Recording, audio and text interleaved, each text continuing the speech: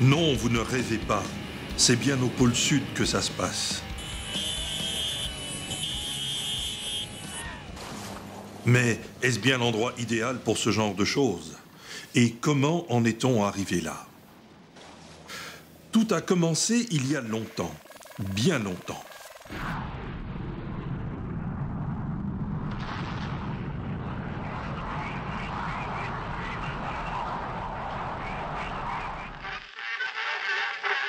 Nous sommes le 16 août 1897.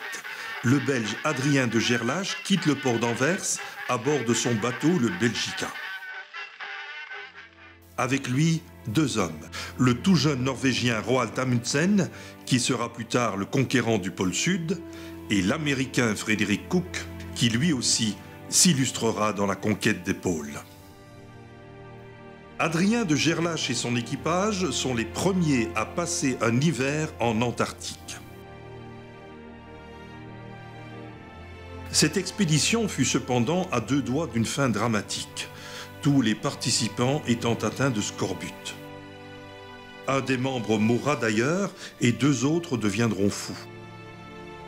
C'est finalement Frederick Cook qui sauvera le reste de l'équipage en les forçant à manger de la viande fraîche de manchots et de phoques riche en vitamine C.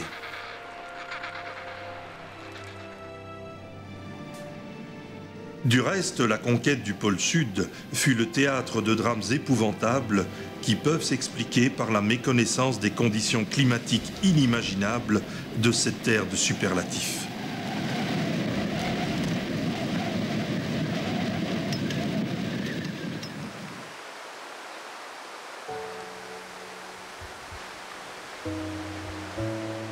D'une beauté à couper le souffle, l'Antarctique, bien plus grand que l'Europe, est le continent le plus sec au monde et pourtant sa calotte glaciaire renferme 70% des eaux douces de la planète.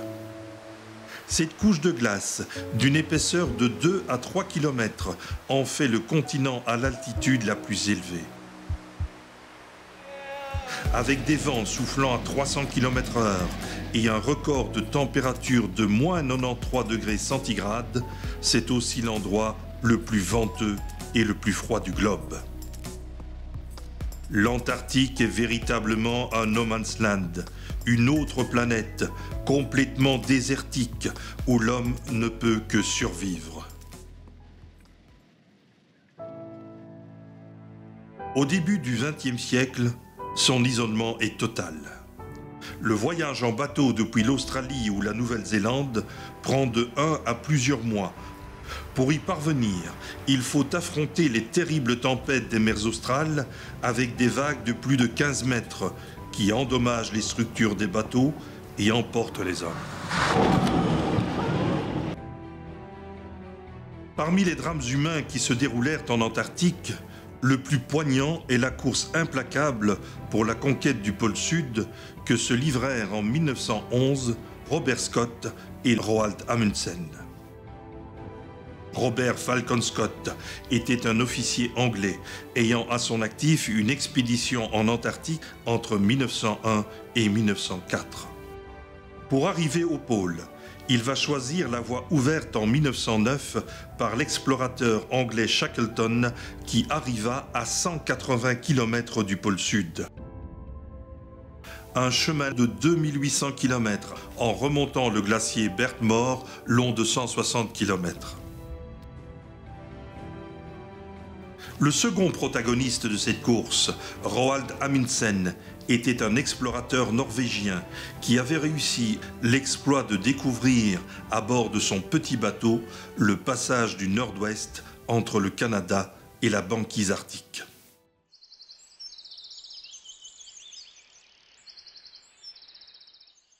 Le rêve de sa vie était la conquête du pôle Nord. Il réussit à mettre une expédition sur pied. Mais 9 mois avant le départ, ayant appris que son ami Frederick Cook prétendait avoir réussi à atteindre le pôle Nord, Amundsen changea secrètement ses plans et décida de tenter la conquête du pôle Sud.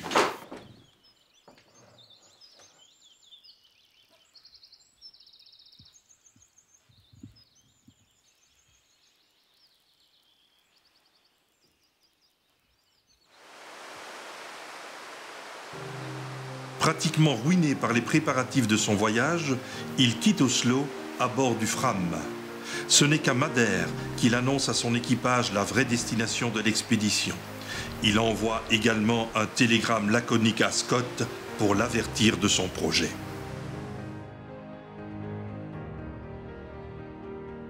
Scott, arrivé en Antarctique avec 65 hommes, met le premier été à profit pour établir des dépôts de vivres et combustibles qui serviront lors de la tentative finale l'été suivant.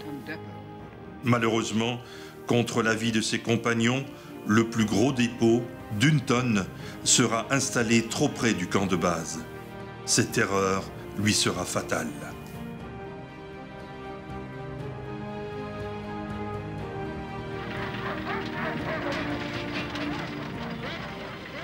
Après l'hiver austral, une caravane hétéroclite de véhicules motorisés, de chiens et de poneys tirant les traîneaux se met en marche.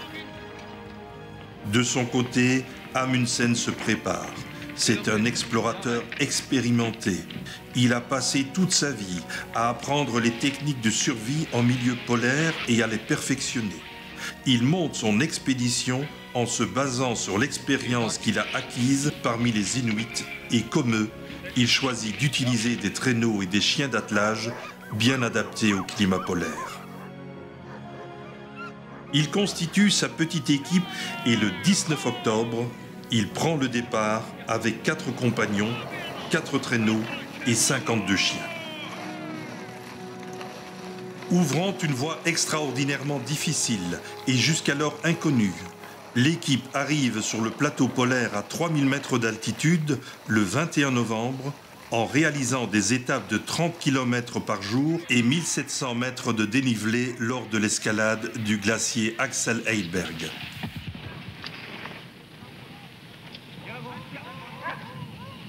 L'idée d'Amundsen est de tuer les chiens les plus faibles au fur et à mesure du trajet pour nourrir les hommes et les chiens restants. De cette façon, il résout le problème du transport et celui de la nourriture.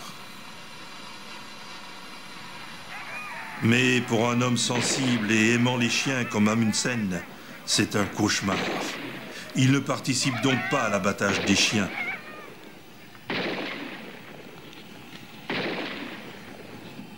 Et les premiers repas de viande de chien bouillie ne sont pas des festins agréables. Mais grâce à l'apport de viande fraîche dans leur alimentation, cette terrible méthode permet à Amundsen et son équipe d'éviter le scorbut.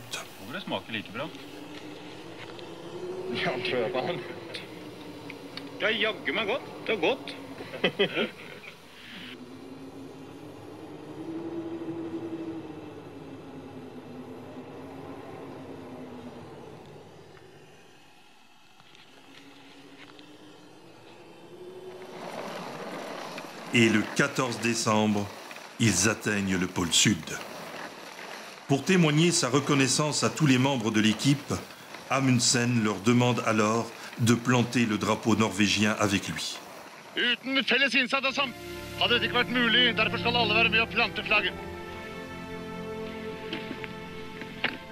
Så planter vi deg, du kjære flagg, på Sydpolen, og gir sletten den ligger på navnet Kong Håkon den 7.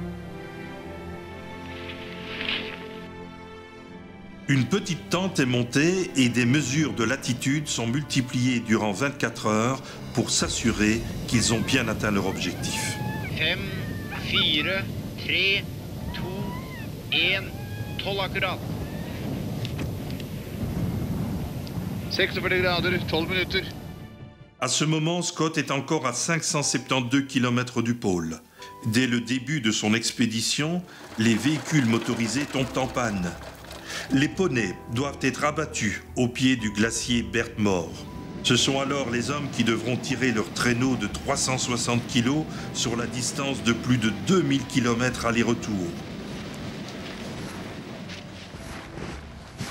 Scott et son équipe atteignent le pôle le 18 janvier 1912. Constatant qu'Amundsen les avait précédés de 5 semaines, la déception et l'amertume de Scott se lisent dans son journal. The worst has happened, and goodbye to most of the day. Le pire est arrivé. Great God. Tous les rêves éveillés s'en vont. Grand Dieu, ceci est un endroit horrible. Le lendemain, Scott reprend le chemin de la base. Maintenant, nous tournons le dos au but de notre ambition pour entamer un nouveau labeur singulièrement rude.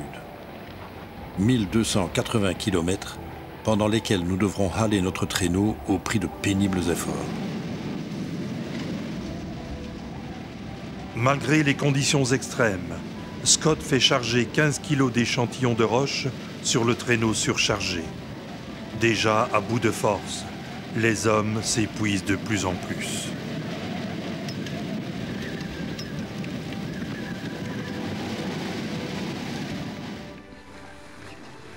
Les bidons de combustible mal conçus, placés dans les dépôts, laissent échapper le pétrole destiné à fondre la neige, indispensable à la préparation de boissons. Vendredi 26 janvier. Maintenant, nos nuits sont courtes. Notre appétit grandit. La nécessité d'une ration un peu plus abondante se fait sentir.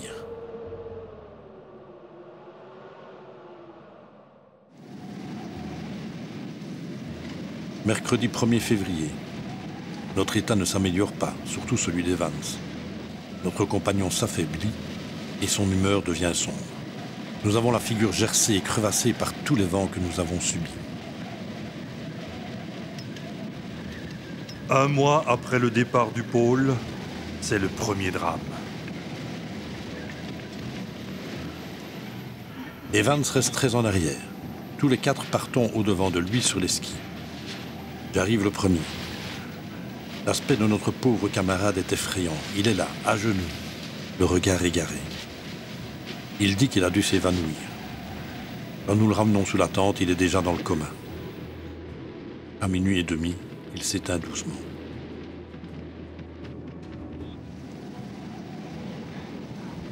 Après la mort d'Evans, la situation empire de jour en jour. Oates a les pieds gelés. L'hiver précoce fait descendre la température à moins 40 degrés. Et le blizzard souffle sans arrêt.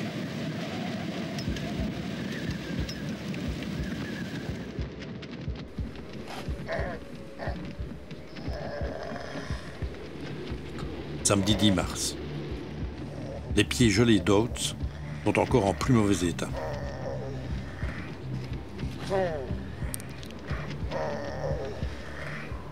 Avant-hier soir, il s'endormit espérant ne plus rouvrir les yeux.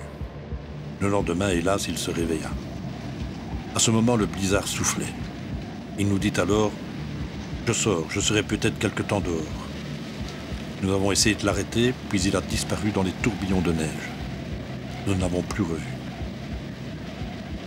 Ce triste jour était le 32e anniversaire d'Oates.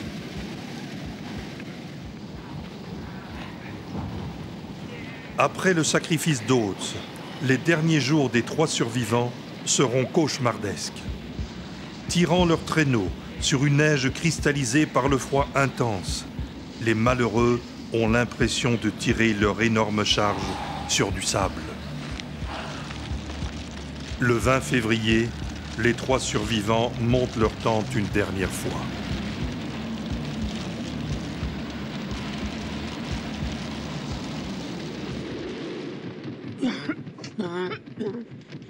Maintenant, tout espoir doit être abandonné. Nous tiendrons jusqu'à la fin, mais nous nous affaiblissons graduellement. La mort ne peut plus être loin. C'est épouvantable. Je ne puis écrire plus long. Pour l'amour de Dieu, occupez-vous des nôtres.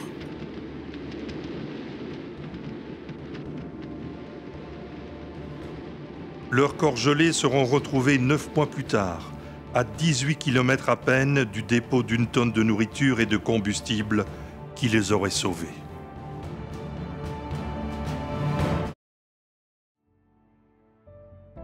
Des années plus tard, Gaston de Gerlache, le fils d'Adrien de Gerlache, se rend en Antarctique pour y construire la base Roi-Baudouin.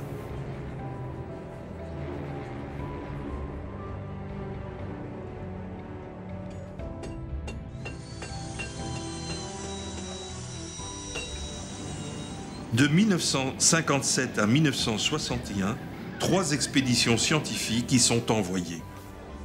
Guy Van Pelt fait partie de ces expéditions de 1959 à 1960. Les membres de cette expédition resteront 15 mois sur place, ne jouissant que d'un confort très relatif. Cependant, leurs conditions de travail, bien que pénibles, n'auront rien de comparable avec celles des premiers explorateurs. Non, je pense que un confort, je dirais un confort normal de camping était vraiment là. On avait la chaleur qu'il fallait. Donc quand tu vois en 50 ans ce qu'on est parvenu à faire, et maintenant on va encore plus loin, 1880, ou bien de Gerlach à Mussen, ceux-là, ça c'était des on peut dire que c'était des gars impensables.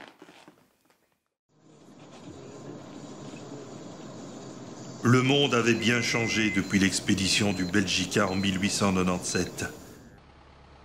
La technique avait fait d'énormes progrès et l'exploration aérienne des territoires polaires était née. Elle permit à l'équipe belge de belles découvertes. Les Japonais étaient au courant, sans avoir positionné, si tu veux, des montagnes qu'ils avaient, je pense, vues à 250 km de leur base. Et ils ont demandé au commandant de Rome s'il était possible de faire un raid entre la base belge et la base japonaise pour déterminer la position de ces montagnes. Ce qui a été fait, et le 6 ou 7 octobre, nous sommes partis avec le Otter et un Cessna 180, positionner photographiquement les montagnes, et les Japonais, eux, l'ont fait topographiquement. Les Belges ont déterminé que ce serait les monts Fabiola. Tous les membres de l'expédition qui ont participé ont un mont, ce que je trouvais assez sympathique. Et voilà pourquoi il existe un mont Van Pelt. Le mont Van Pelt dedans, il y a de Breuk, il y a la Michel, de Rome, enfin tous ceux qui ont participé ont leur mont. Et ça a été tout à fait accordé par le National Geographic Society, donc qui a établi ça définitivement. C'est ce que je dis toujours, je n'ai pas d'enfant, oui, mais j'ai un mont.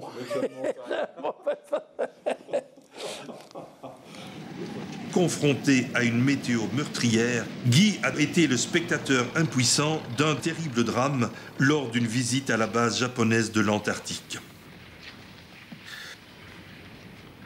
Il se fait que, comme les Japonais préparaient un raid topographique, Fukushima faisait partie de l'expédition et en fait ils travaillaient dans un shelter qui était probablement à 50 ou 100 mètres de l'entrée de la base.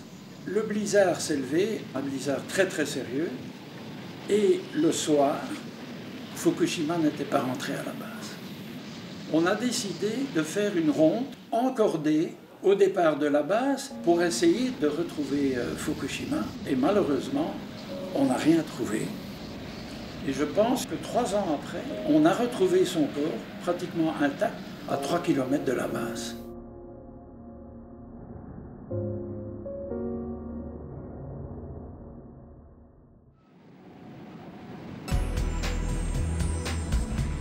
Cet épisode montre que si le monde avait changé chez nous, en Antarctique, les choses étaient restées à peu près les mêmes que lors de la disparition de Scott. Malgré l'évolution permanente de la technologie, l'Antarctique reste encore aujourd'hui le lieu le plus inhospitalier de la planète, un endroit où la moindre négligence peut être mortelle.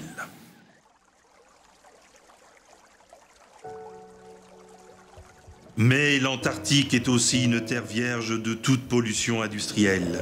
Un monde de glace et de roches qui n'appartient qu'aux espèces animales qui ont superbement réussi à s'adapter.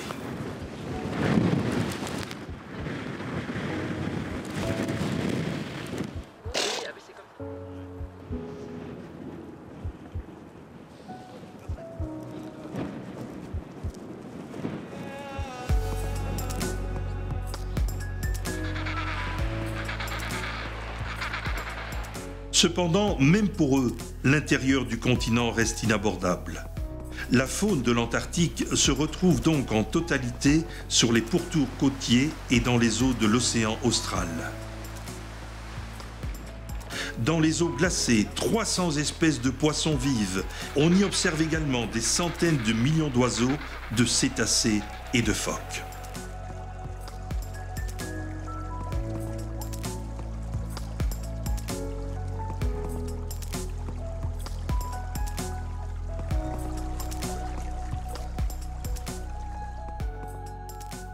Jusqu'à présent, l'Antarctique a été préservée de toute activité industrielle et militaire grâce au traité de l'Antarctique signé en 1959 et ratifié par 49 États ou parties. Mais des activités dites pacifiques, telles que le tourisme, commencent à prendre de plus en plus d'importance, avec actuellement plus de 35 000 visiteurs par an. Ces activités sont régulées de façon drastique par l'Association internationale des tours opérateurs en Antarctique. Cette association impose des règles très strictes. Obligation pour les navires d'utiliser un fuel propre. Décontamination des effets des touristes avant les débarquements. Limitation à 100 visiteurs sur un même site au même moment. Chaque groupe de 20 personnes devant être encadré par un guide spécialisé. Grâce à ces mesures, l'impact de l'activité touristique peut être considéré comme négligeable, ce qui n'est malheureusement pas toujours le cas de certaines bases scientifiques. La vraie menace qui pèse sur le continent antarctique ne vient pas de ce tourisme responsable, mais du seuil de rentabilité d'une éventuelle exploitation du sol et du sous-sol, ainsi que des changements climatiques que subit notre planète et qui affectent directement l'Antarctique. Par souci de protection de ce continent indispensable à la survie de l'humanité, mais aussi par respect pour les héros qui l'ont découvert au prix de leur vie, souhaitons qu'il continue à rester un no man's land, une terre qui n'appartient à personne et surtout qui n'est utilisée qu'à des fins pacifiques et non industrielles.